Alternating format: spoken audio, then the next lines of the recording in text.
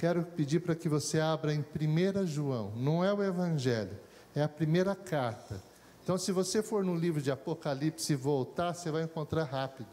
Apocalipse, Judas, 3ª, 2ª de João, 1 João, capítulo 1, nós vamos ler o verso de número 5.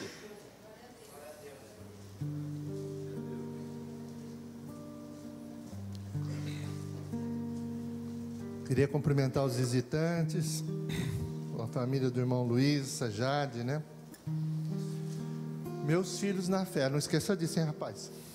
Presta atenção, agora eu estou ficando de olho. Esses dias eu falei com você, né, Luiz? Deus seja louvado. 1 João, capítulo 1, verso de número 5. Diz assim: Ora, a mensagem que da parte dele temos ouvido e vos anunciamos é esta: que Deus é luz, e não há nele treva nenhuma. Se dissermos que mantemos comunhão com ele e andarmos nas trevas, mentimos e não praticamos a verdade. Se, porém, andamos na luz, como ele está na luz, mantemos comunhão uns com os outros. E o sangue de Jesus, seu Filho, nos purifica de todo pecado. Se dissermos que não temos pecado nenhum, a nós mesmos nos enganamos e a verdade não está em nós. Se confessarmos os nossos pecados, Ele é fiel e justo para nos perdoar os pecados e nos purificar de toda injustiça. Verso 10. Se dissermos que não temos cometido pecado, fazemo-lo mentiroso e a sua palavra não está em nós. Filhinhos meus, estas coisas vos escrevo para que não pequeis. Observe que ele diz: estas coisas vos escrevo para que não pequeis. Se todavia alguém pecar, temos advogado junto ao Pai, Jesus Cristo, o justo. E ele é a propiciação pelos nossos pecados, não somente pelos nossos próprios, mas ainda pelos do mundo inteiro. Amém, amados? Eu queria pedir uma gentileza aos irmãos, pedir que você orasse pela minha vida, pedir que você orasse para que eu seja o instrumento de Deus para você essa noite. Nós sabemos que estamos diante de algo poderoso, que é a palavra. Na palavra há revelações, e eu quero realmente ser a boca de Deus neste lugar. Eu quero mesmo. Não vou me fazer de rogado, eu quero ser o instrumento de Deus para a sua vida. Então você vai orar inclusive para que você mantenha cativo a mente ao Senhor. Você vai ver que em meia hora nós estamos terminando, 35 minutos, mas é necessário que você mantenha sua mente cativa a este lugar. Ore por mim e eu estarei orando também a Deus. Senhor, eu quero pedir que o Senhor use minha vida, o ministério que o Senhor me deu, coloque em chamas, Senhor, o meu espírito, que o Teu Espírito Santo use minha vida com ousadia, que revelações que eu ainda não consegui enxergar na hora da pregação, o Senhor tem total liberdade para me mostrar, porque eu sei, Pai, que tanto quanto a Tua igreja, eu também preciso. Obrigado por tudo, em nome de Jesus. Amém. Olha para mim um pouquinho. Eu quero pregar sobre o tema a santidade na ótica da graça. Santidade na ótica da graça de Deus. Quando a Amanda várias vezes foi instrumento de Deus e disse: vem como você está, vem como você está, vem. É um convite aberto, concorda ou não? Eu tenho certeza que há pessoas aqui que dizem: eu acho que ela exagerou um pouco. Ela exagerou um pouquinho. Não é assim não. Não é assim não. Como você está, não. E aí vem um texto como esse, que aí a coisa complica ainda mais. Por quê? Porque Deus fala o seguinte: se você fala que você não peca, você mente. Então, bate desse princípio, que eu preciso de um advogado, eu preciso de alguém para cuidar da minha causa. E você vai se espantar, mas de fato, venha do jeito que você está. Não precisa parar de fumar. Não precisa parar de beber, não precisa parar de usar cocaína, não precisa nada. Vem. Quando eu ouço esse texto, eu fico imaginando que, primeiro, esse texto não é para alguém que não compreendeu o que é o Evangelho. Esse texto é para quem entende um pouco da palavra, tem a compreensão de sua vida. Esse texto não é texto, talvez, para se pregar numa praça. Esse texto é para se pregar no domingo. Aliás, João falava para a igreja, ele falava para mim. Ele foi instrumento de Deus para falar para você. E olha o que ele fala. Ele diz: admita, você é um pecador. Você é um nojento de um pecador. Como assim nojento? Não. Não. Aí você forçou. Você forçou agora, você forçou. Pois acredite, o teu pecado dá nojo em Deus. Você não, mas o teu pecado dá. De fato, Ele te ama. Não o teu pecado. Ele ama o pecador. E quando eu ler esse texto, enquanto eu estiver pregando esse texto, algumas coisas precisam ficar resolvidas. Nós tivemos uma vigília sexta-feira e eu falei uma frase naquela vigília que me ficou impactado. E eu fiquei com ela na cabeça. Saiu de mim, mas eu sei que não veio de mim. Olha só. Quando uma pessoa que entende a graça, entende quem é, entende que nesse domingo de ceia, em algum momento errou, em algum momento falhou, em algum momento ficou aquém de suas próprias expectativas, vive uma vida buscando santidade, esse homem é santo. Ele é santo. Ele é santo porque sabe que ele não consegue, mas ele continua insistindo, e não será aquilo que fez com que ele tropeçasse ou caísse que vai impedir a caminhada dele, porque ele vai se levantar e vai convocar esse advogado aqui. Ele vai chamar esse advogado. Mas quando alguém, preste atenção que quando alguém que vive uma vida de santidade, mas não conhece a graça de Deus, esse homem ou esta mulher é um legalista. Por que legalista? Porque ele critica nos outros o pecado que ele também tem e que por conta disso pede misericórdia para Deus. Nos outros ele critica, mas onde já se viu? Como? Não é possível. Como isso? Não conhece a palavra? Não conhece que não pode? Não conhece aquilo outro? Mas quando falha, e todos aqui falhamos, já não é tão justo. Aí, não, Senhor, o Senhor sabe que eu tenho me esforçado. O Senhor viu que eu até parei de fumar. O Senhor viu, eu parei de fumar. E aí ele começa a bater no peito. Eu parei de fumar, eu parei de beber, eu parei daquilo outro. Tudo é lindo, tudo é ótimo, tudo é maravilhoso, mas isso ainda não é tudo. O tudo mesmo é saber que Deus te amava antes e continua a te amar e resplandecer nele, em você, a glória dele.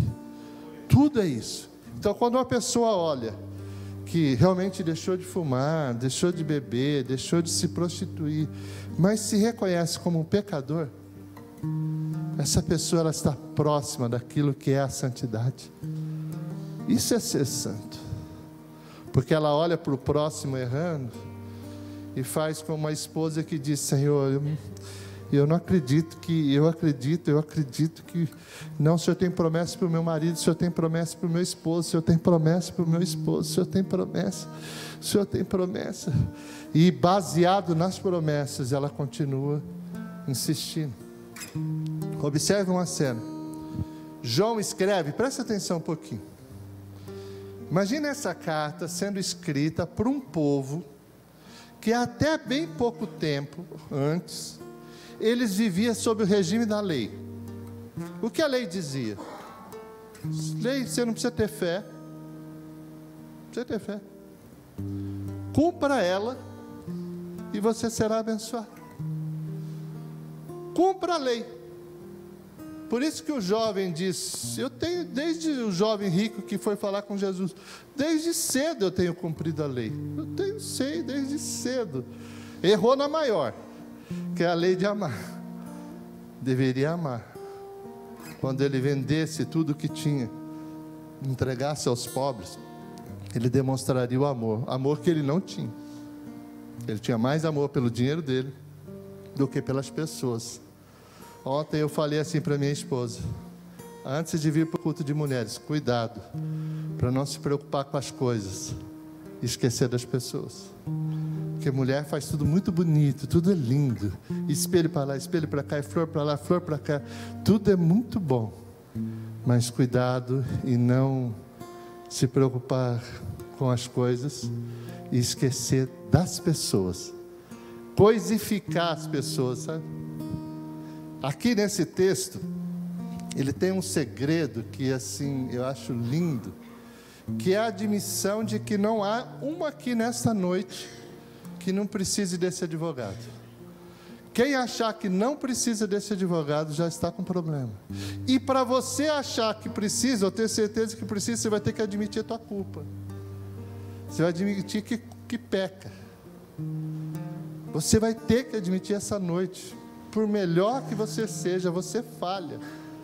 E se você quer viver sobre a tua justiça, de o quanto você melhorou, ou o quanto você é bom, você vai ter que também admitir que essa tua justiça vai te condenar quando você erra.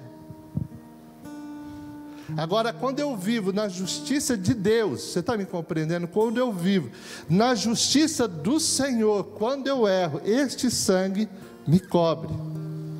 Agora eu preciso entender esse princípio.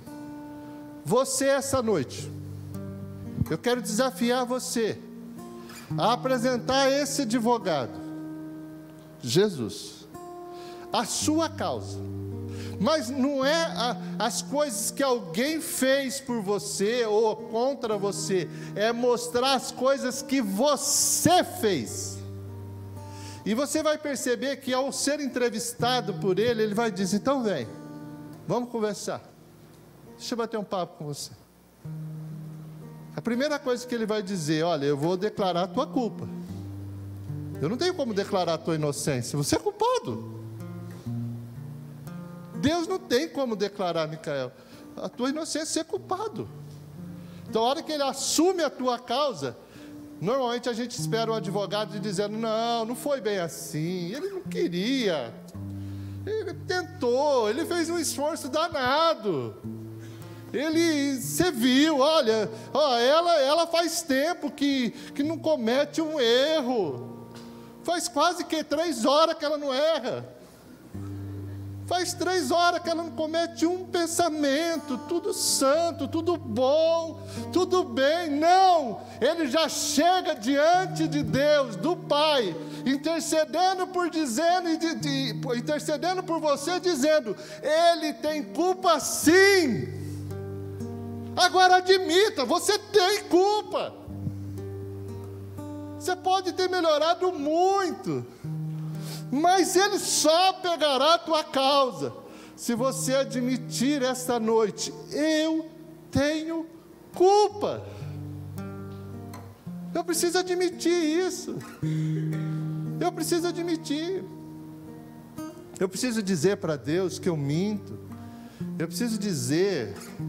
Olha que interessante que ele fala o seguinte, que a pessoa que diz que não tem pecado, se engana a si mesmo.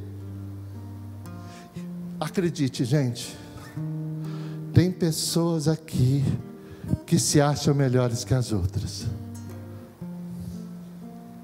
Pasme. Durante muito tempo eu me achei melhor que os outros. Durante muito tempo. Eu olhei para mim, já não bebia mais, já não prostituía mais, já me esforçava na obra de Deus. Eu falei, eu sou o cara. Jesus acertou a mão comigo. Ele, bem que ele é inteligente mesmo, pegou o cara certo. Só que eu fui me conhecendo e eu vi que não era bem assim. Não, aquilo era diabólico. Não. Ao vir para essa igreja, para esse culto, eu vim por conta disso. Olha o capítulo 3, verso 9. Todo aquele que é nascido de Deus não vive na prática do pecado, pois o que permanece nele é a divina semente. Ora, esse não pode viver pecando, porque é nascido. Então deixa eu te falar, passou-se uns anos, alguns anos, e eu vivo isso. Eu não vivo na prática do pecado, mas eu peco. Consegue entender a diferença? Eu não acordo de manhã sabendo que vou enganar minha esposa e engano ela. Não. Eu não acordo de manhã sabendo que vou desobedecer alguma coisa de livre e vou pedir oração. Não. Eu acordo de manhã buscando viver a vida na graça de Deus, mas buscando santidade para a minha vida. Só que eu não fico naquela neura. Não posso errar, eu não posso falhar, eu não posso errar. Eu sei que vou errar. Em alguma coisa eu vou errar. E sempre que eu erro, o Espírito me avisa. E aí o que eu faço? Cadê o Wagner? Esses dias veio uma pessoa me pedir uma ajuda. Na época da saidinha do banco. Do banco, saidinha da cadeia, Dia das Mães. E ele entrou na loja e eu estava lá e, nossa, imagina um cara chato, meu. O cara era chato demais da conta. Bêbado, fedendo. E ele queria ficar falando, eu falei, meu, sai fora, vai, vaza. Na hora que eu acabei, sai fora, vaza, sabe? Mas literalmente eu não falei sai fora, vaza, eu só dei um empurrão nele, vaza. E aí beleza, aí eu tentei explicar para as pessoas. Você viu, né? Você viu como o cara é esquisito. Você percebeu que ele é estranho? Aí os caras... Mas eu não aguentei, cara. Eu fui lá falar com o cara. Deixei aquilo e fui lá falar com ele. Falei, meu, deixa eu te conhecer. Deixa eu te conhecer. Você precisa de ajuda, deixa eu te ajudar. E fiquei 5 e 10 minutos me desculpando com ele. Só que de fato ele não queria ajuda. Não queria mesmo. Era alguém que, literalmente, talvez não fosse o momento dele. Naquele momento não era o momento dele. Mas algo que eu estive bem com Deus. E aí depois, para as pessoas que presenciaram aquela cena, queridos, eu exagerei um pouco. Eu não empurrei o cara. Na verdade, eu só disse, meu, deixa nós conversarmos aqui, meu. Eu não estou afim de falar contigo agora. Eu estou com um problema aqui, preciso resolver, mas... Eu poderia ter, espera um pouquinho, depois eu falo com você. Eu poderia ter tido mais talento e não tive.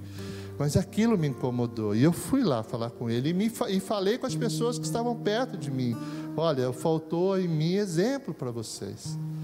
Isso é o caso do advogado. Eu admito a culpa. Eu sei que fui culpado. Eu não fiquei ali panos quentes. Não, eu sei que sou culpado. E essa culpa aqui, esse advogado pega essa causa. Ele vai advogar em minha causa.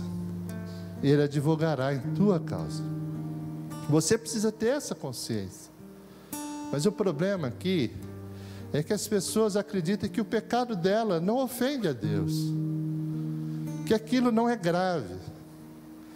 E por conta de viver uma vida de justiça própria, ela fica se autoalimentando no alto erro. Ela fica errando pequenos erros, talvez até grandes, porque o pecado cega. E ela fica vivendo uma vida achando que de domingo, estando aqui, ouvindo uma pregação, cantando uns louvores, no lugar de gente boa, ela está bem. Estou num grupo de gente boa, estou indo bem. Não está.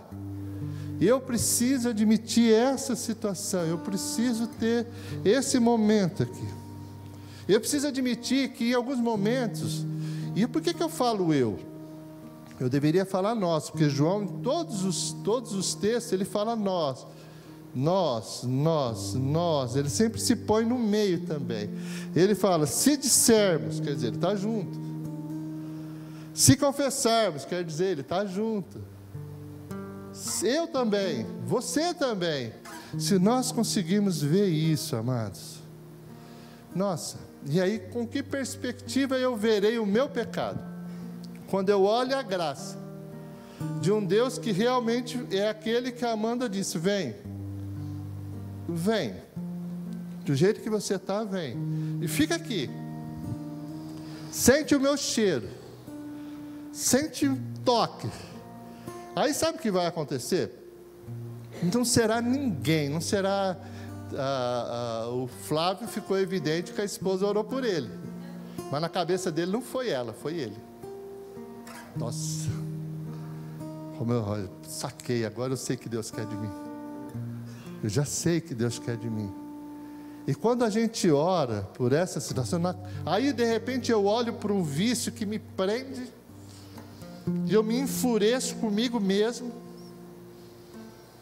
eu digo: vai acabar isso. Isso vai acabar. E de fato eu levanto, tomo uma decisão, sem ninguém, não fico contando para ninguém, não fico alardeando nada, e fico firme nessa decisão. Em algum momento eu vou achar: viu como eu melhorei? Na verdade, você melhorou, porque a tua filiação na família de Deus, não é na família da igreja do Nazaré, não, na família de Deus, te mudou a mente, mudou o meu pensamento. E aí você começa a se auto-olhar e dizer: cara, como um filho do Altíssimo, isso não encaixa. Eu sou melhor do que isso, eu sou mais do que esse vício, eu sou mais do que esse erro. E aí eu compreendo que a graça de fato nos atrai, nos chama para perto. E eu posso recusar. Há uma briga teológica gigantesca que eu não quero entrar aqui, mas na prática eu posso dizer para você: ela atrai. E eu posso dizer para você também: eu posso recusar. O que eu posso dizer a você aqui essa noite, que Deus te chama para expor o teu pecado, não para os outros. Eu conheço uma pessoa, olha só o que aconteceu com essa pessoa.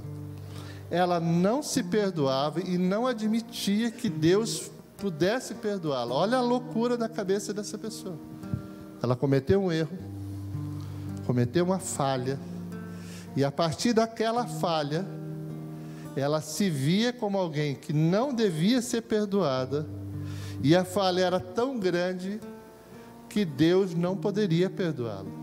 Eu costumo dizer, e quando eu vejo pessoas assim, eu digo: essa pessoa, além de tudo, de se autoflagelar, ela despreza a maior de todas as benesses de Deus, a misericórdia e a graça. Hoje, o céu se abre para que você se poste como um pecador. Olha que top! Culto de ceia. Sabe aquela coisa de ceia? Olha aqui para mim um pouquinho. Tem gente que vai participar da ceia e aí, como esse mês ele foi melhorzinho, sabe? Ele deu uma melhorada. Melhorou? Aí ele apresenta as suas credenciais para a ceia. Esse mês sim, hein? Esse mês sim. Eu lembro que o mês passado não, mas esse mês, amado, você acha que você tem credencial para essa ceia? Esse é um convite a você reconhecer que é um pecador, a se lamentar pelo teu pecado, a pedir perdão, porque aqui o texto diz que se confessarmos, nós estamos a poucos minutos da ceia, se confessarmos os nossos pecados, Ele é fiel e justo para nos perdoar. Não é o libera geral. Algumas pessoas ouvem a gente pregar assim, e como elas estão acostumadas com a lei, deixa eu ver como você está. Algumas religiões, basicamente o catolicismo, eu nem sei se eles fazem mais isso, eles impõem uma penitência. Já fez isso? Tantas coisas você vai fazer agora, se aprender. Aí a pessoa já vai imaginando, tipo assim, qual será o castigo que eu vou levar? Tipo, na última vez foi 30 vezes que eu tive que fazer tal coisa, agora pelo jeito é 60 vezes. E aí vem um cara, num domingo, prega para você que admita que fez e chama esse advogado que ele vai advogar por você. Ele vai admitir, pronto. Aí lembre-se, no começo, eu disse, uma pessoa que vê a santidade sem enxergar a graça de Deus, ela normalmente, ela é legalista. Ela ouve uma mensagem assim, ela fala assim, não pode ser, não pode ser, não pode ser. E aí o escrito de João diz assim, se dissermos que não temos cometido pecado, fazemo-lo mentiroso, e a sua palavra não está em nós. 1:10. Ele mesmo admite, eu sou pecador também. E aí alguém aqui, no alto da sua presunção, porque foi treinada pela religião a mostrar as suas credenciais, aqui a sua credencial é de pecador, assume e pronto. A credencial que você tem que mostrar aqui é essa. E ele, olha o interessante, esse mesmo advogado aqui, esse mesmo, ele sempre admitirá a tua culpa e sempre admitirá que você já pagou. Na verdade não foi você, foi ele. Aí é a propiciação, já está justo.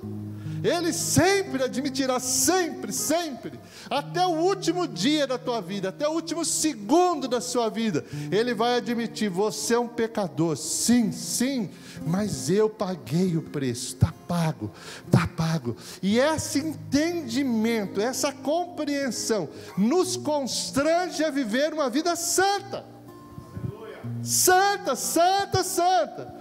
Eu ouvi uma historinha, isso não está na Bíblia, tá?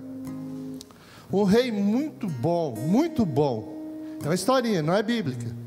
Ele, muito bom, ele era justo e também era misericordioso, então todo mundo amava ele. Só que estava acontecendo algumas coisas no reinado dele, e ele teve que tomar uma decisão drástica. Ele disse o seguinte, ó, quem cometer tal coisa, será morto a chicotada. A intenção dele era que amedrontasse as pessoas a não cometer.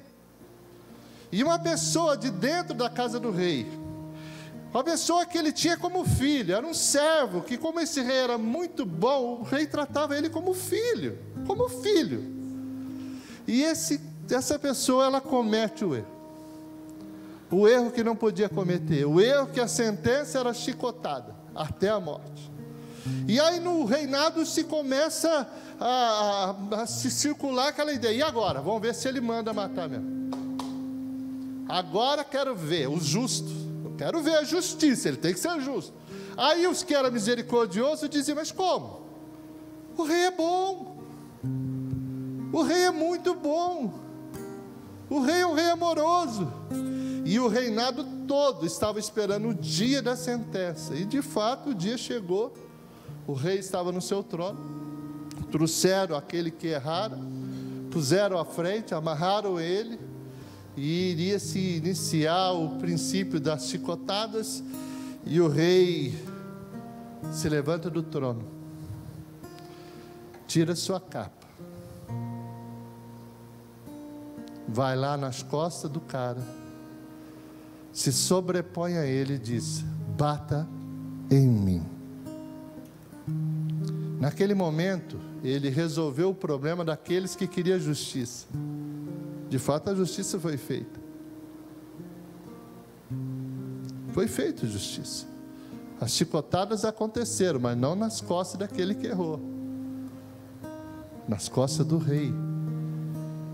E aqueles que queriam misericórdia, também, de fato, o rei demonstra que consegue. Porque ele recebeu todos os castigos que aquela pessoa receberia. O que isso nos mostra? Esse texto aqui, ele não é um libera geral, querido. Ele não é alguma coisa para você sair amanhã fazendo alguma coisa. É só se você não entendeu o que Deus está falando aqui. Deus te ama tanto, que te traz, que te chama, que para um domingo vem para cá, mas também te ama tanto, para que na segunda-feira você exerça tudo que você aprendeu aqui. Tudo que você aprendeu aqui. O verdadeiro sentido do cristianismo não é no culto de domingo. É na segunda, na terça, na escola, no trabalho. É com o filho, é com a esposa. E aí onde eu quero chegar? Se você olhar aqui, em que momento faltou justiça aqui? Não faltou justiça. Deus foi justo. Alguém errou.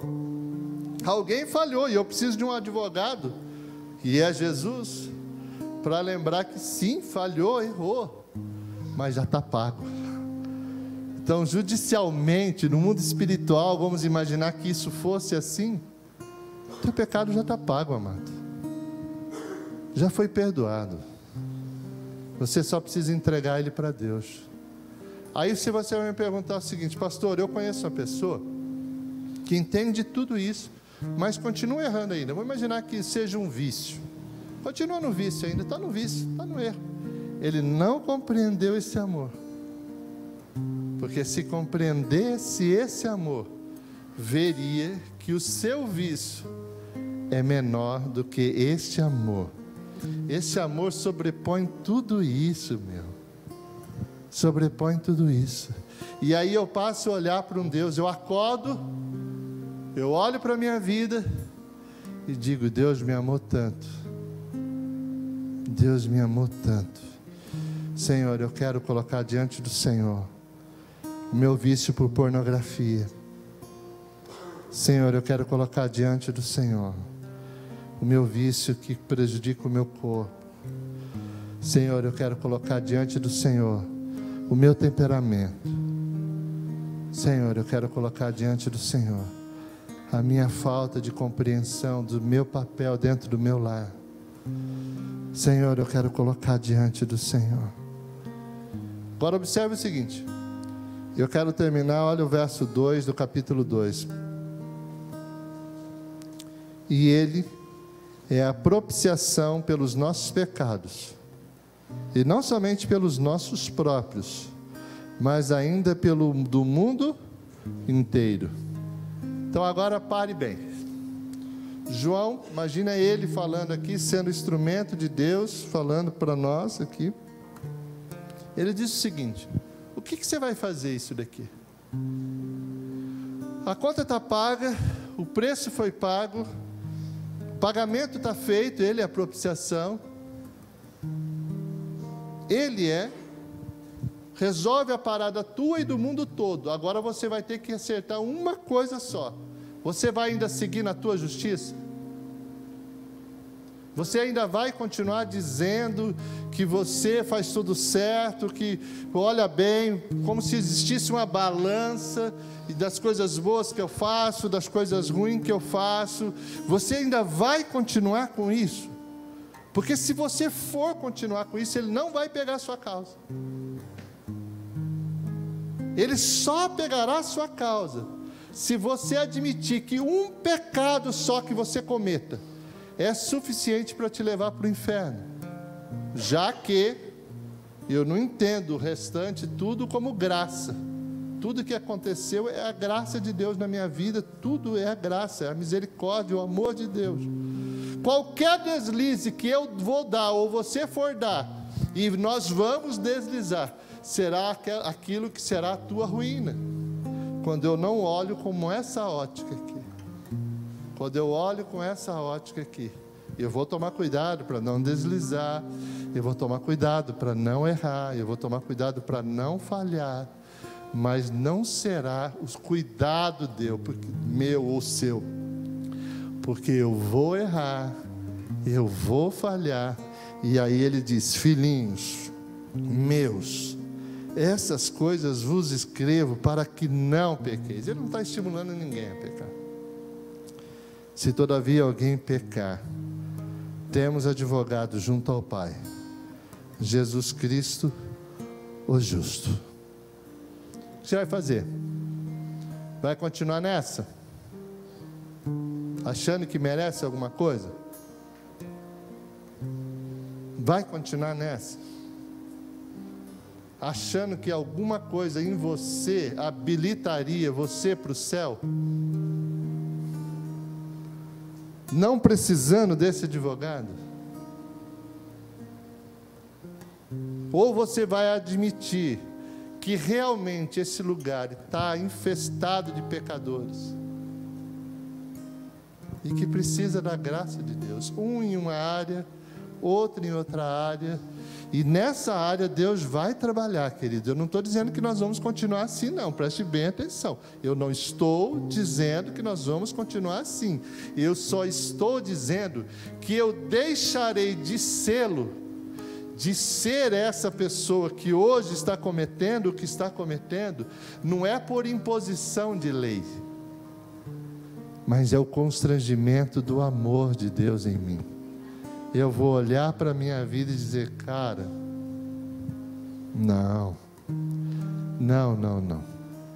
eu sou mais que isso. Queria chamar o louvor, por favor. Como eu disse a você, eu tinha meia hora.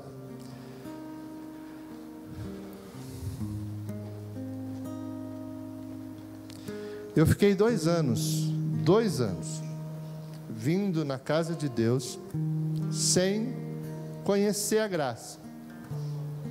Eu vinha para a igreja todo domingo eu vinha, todo domingo. Mas eu não compreendia nada, eu nem lembro das pregações direito. Eu lembro só de uma vez que um pastor me chamou para ir à frente entregar minha vida a Deus, e eu fui. Eu lembro que isso eu lembro. Mas os 2 anos que eu fiquei vindo na igreja, eu não lembro. Eu não consigo lembrar. Então eu não sei se você é assim. Eu não sei. Mas eu queria, algumas palavrinhas eu queria que você entendesse agora. Entenda? Você reconhece que você é um pecador? Amém? Você reconhece? Você reconhece que Deus te chama assim? Deus te chama desse jeito. Não o Deus da tua esposa, não o Deus do teu marido, não o Deus do teu pai ou da tua mãe, o Deus da tua vida te chama assim. Vem. E eu faço o que depois? Não, você não faz nada, quem fez foi Ele. Só se aproxima. Aproxima da graça. Aproxima do amor de Deus. E quando a gente se sente perdoado, quando eu olho para o meu passado, já não mais com peso de culpa. Quando eu olho, olha para mim, por favor, depois eu vou querer que você incline a sua cabeça. Sabe quando eu percebo que alguém entendeu a graça? Quando ele abaixa a cabeça e diz, eu sei aonde estou errando, eu sei aonde errei, e esse perdão me constrange. O perdão tem que te constranger. Não é exigência. O constrangimento não é exigência, é resultado. Quando eu me sinto perdoado, como resultado desse sentimento, é o constrangimento. Eu olho para mim e falo, alguém como eu. Me lembro no meu batismo, eu que já tinha destruído famílias, quando eu senti que fui perdoado, quando eu senti que Ele me ama e me perdoa, aquele foi um dia diferente para mim. Eu queria que você inclinasse a sua cabeça. Se você ainda continua achando que você erra pouco e que o pouco não tem muito problema, você corre grandes riscos. Corre grandes riscos de sair dessa igreja e não sair justificado daqui.